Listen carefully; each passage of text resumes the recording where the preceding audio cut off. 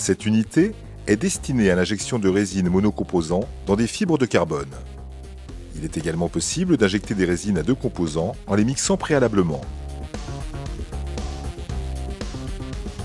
Un verre à pneumatique assure la montée et la descente du couvercle pour faciliter sa manipulation.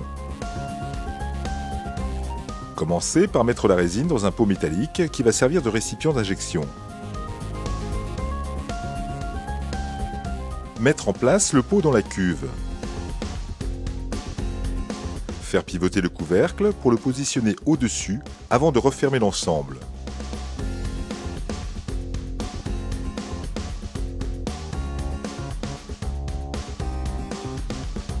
Verrouiller le couvercle. Faire passer le tube d'injection dans la vanne et raccorder-le à la cuve. Solidariser l'ensemble à l'aide de la bague de fixation.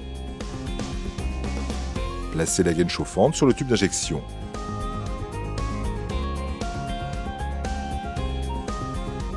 Il ne reste plus qu'à raccorder le tube au moule d'injection. La cuve est placée sur une balance de précision qui mesure en continu le point injecté.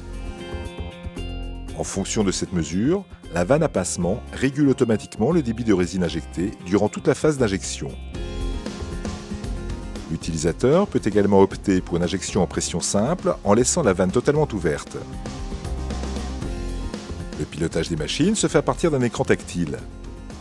Ces écrans gèrent les fonctions courantes de maintenance, mais pilotent aussi les cycles d'injection. Les données sont stockées sur clé USB pour un traitement ultérieur sur Excel. Le traçage de courbes en temps réel est également possible.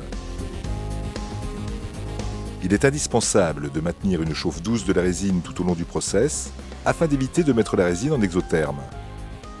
La cuve, élément principal de la machine, est pour cela équipée d'un système de chauffe interne et d'une sonde mesurant en continu la température.